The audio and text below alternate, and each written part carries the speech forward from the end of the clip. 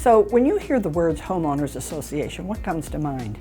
Fees and rules probably is what most people say. So fees are what you pay for collectively for services that they offer instead of paying individually. So what are those fees? Generally they're things like lawn maintenance, snow, maybe roof.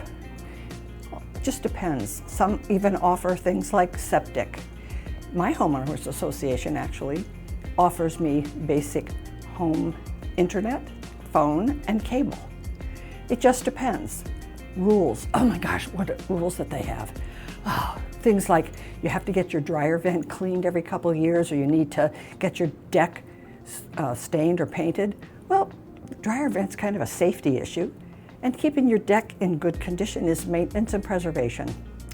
So, if you have questions about an HOA and would like to know about the rules and regs or anything like that, just give me a call or a text message.